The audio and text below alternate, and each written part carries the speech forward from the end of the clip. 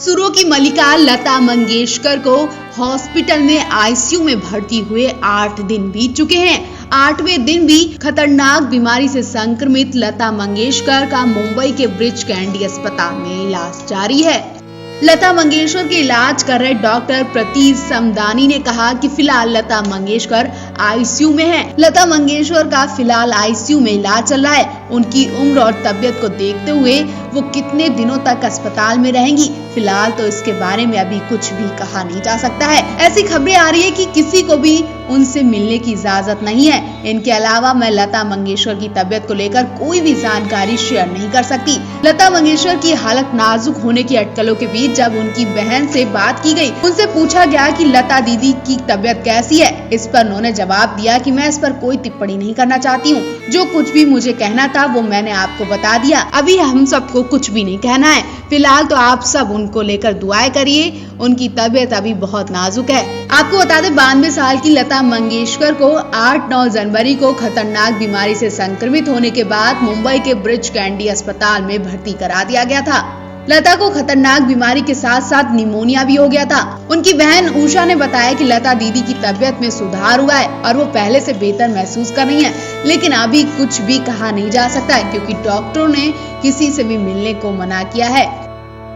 भारतीय सिनेमा के कानों में सालों से अपनी मधुर आवाज घोलने वाली गायिका लता मंगेशकर बीते दिनों खतरनाक बीमारी की चपेट में आ गई थी, जिसके बाद परिवार वालों ने उन्हें फौरन अस्पताल में भर्ती कराया, जहां उनका इलाज चल रहा है। इन दिनों लता मंगेशकर मुंबई के ब्रिच कैंडी अस्पताल में भर्ती हैं, जहां डॉक्टर्स उनका खास ख्याल रख रहे हैं। जब से लता के फैंस को उनकी बीमारी के बारे में पता चला, तब से वो उनकी सलामती की दुआएं कर रहे हैं। लता की बहन आशा भोसले हाल ही में उनसे मिलने गई थी, जिन्होंने मीडिया से बात करके पूरी जानकारी दी। उन्होंने कहा कि स्वर कोकिला की हालत में सुधार आ गया है। आशा ने कहा, डॉक्टर्स किसी को अंदर नहीं जाने दे रहे हैं। बीमारी की वजह से सभी को नियम फॉलो करने पड़ रहे हैं। इसके साथ साथ मेरी तबीयत भी कुछ खास ठीक नहीं थी, इसलिए मैं भी उनसे मिल नहीं पाई हूँ।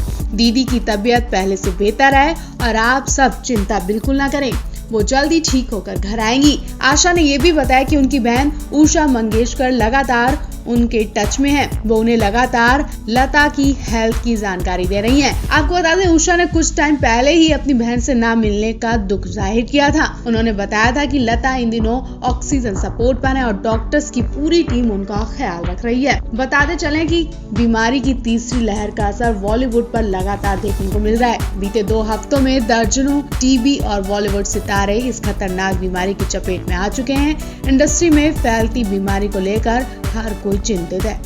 पवनदीप और अरुणिता के कई सारे फोटोज और वीडियोस वायरल हो रहे हैं। पहले तो इनका हम आपको हिमाचल वाला वीडियो दिखाते हैं। हिमाचल में पवनदीप ने एक बड़े से मंच पर परफॉर्मेंस दी।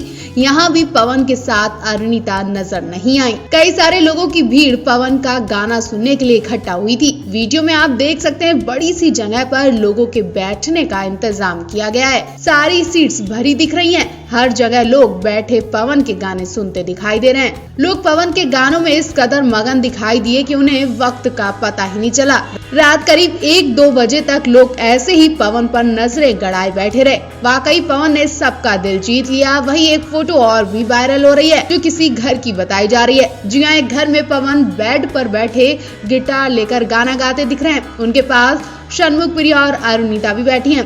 अरुणिता की नजरें तो पवन को घायल कर रही हैं। जी हाँ, अरुणिता एकटक पवन को देखे ही जा रही हैं। वाकई बहुत क्यूट लग रहे हैं ये दोनों। आपको बता दें, इस वक्त पवन नेपाल से वापस बिना परफॉर्मेंस के आ रहे हैं। अरुणिता को पता चला कि पवन देश दुनिया में बढ़ती बीमारी की वजह से वापस आ रहे हैं। उनका इवेंट कैंसिल हो गया तो वो भी उदास हो गई, क्योंकि इस बार अरुणिता ने पवन को फोन पर देखने के लिए पूरी तैयारी कर ली थी। लेकिन अचानक जब उनके इवेंट के पोस्टपोन की खबर आई तो दोनों की आंखें भर आईं। उन्होंने पवन से उसी वक्त फोन पर बात की। उनसे ये भी कहा कि टेंशन की कोई बात नहीं, अपना ख्याल रखना और अच्छे से घर वापस आएं।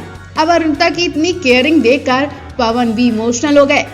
सुपरस्टार सिंगर शो के ऑनलाइन ऑडिशंस शुरू हो चुके हैं और पार्टिसिपेंट्स ने भाग लेना भी शुरू कर दिया है। लेकिन कुछ सुपरस्टार सिंगर टैलेंट होने के बाद भी इस शो तक नहीं पहुंच पा रहे। तो जी हाँ, क्योंकि धोखेबाजी के डर से घबरा रहे हैं। तो इस शो में आने वाले इच्छुक लोगों को पवन अरू ने खुद जानकारी दी है, जिसको आप नजरअंदाज नहीं कर सकते। अब पवन अरू पर तो आप विश्वास करते ही होंगे, इसलिए हम आपको पूरी वीडियो दिखाते हैं जिसमें अब घबराने की बात नहीं है। शो का प्रोमो भी लॉन्च कर दिया गया है। पवन अरू, शाइली, मोहम्मद दानिश और सलमान अली इस शो को जज करेंगे। इन सभी सिंगर्स की टीम अलग अलग होगी। शाइली की अलग टीम होगी, अरू की अलग टीम होगी, पवन की अलग टीम होगी। पवन अरू, शाइली इस शो की जानकारी देते नजर आए।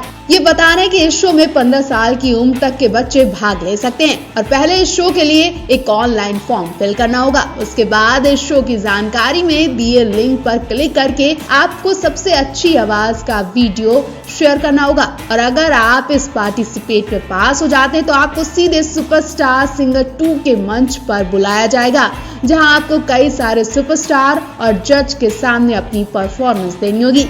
शाइली ने यह भी बताया कि ध्यान रखें, शो में आने के लिए किसी भी इंसान का पैसों का लालच ना लें। पैसों का लालच देने वाले धोखेबाजों से दूर रहें, क्योंकि ये शो आपको डायरेक्ट सेलेक्ट करता है, ना कि किसी से मिला हुआ है। तो अगर आपके आसपास कोई ऐसा सुपरस्टार है तो ये मौका आपके लिए बिल्कुल सही है।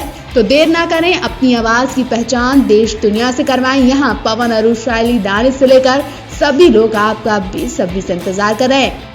पवनदीप का एक नया वीडियो निकलकर सामने आया। इस वीडियो में कुछ ऐसा दिखाया जा रहा है कि देखकर शायद आपको भी गुस्सा और जलन महसूस होगा। जी हाँ, कनाडा में एक इवेंट के बाद पवनदीप, अरुणिता, दानिश, शाइली इन सभी को अवार्ड दिया जा रहा था। फैंस को उम्मीद थी कि अवार्ड सेरेमनी में पहला नाम पवनदीप या अरुणिता का ही होगा, लेकिन हैरानी की बात तो यही है कि यहाँ पहला नाम ना ही पवन का था और ना ही अरुणिता का था, बल्कि मोहम्मद दानिश का पहला नाम था।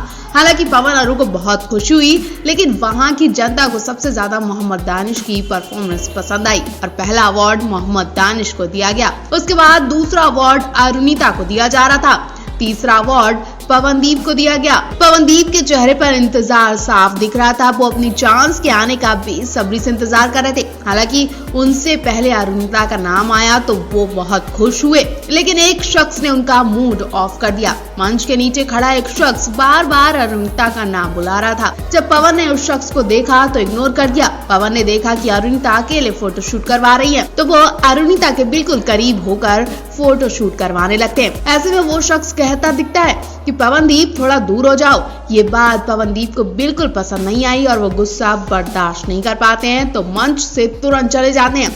पवन अरुणिता को किसी भी हाल में अकेले नहीं छोड़ते हैं, लेकिन जब ऐसे वैसे कमेंट सुनते हैं तो उनका दिमाग खराब हो जाता है और वो वहां से जाना ही ठीक समझते हैं। वैसे आपको पवन अरू की अवार्ड सेरेमनी कैसी लगी, कमेंट बॉक्स में हमें जरूर बताएं।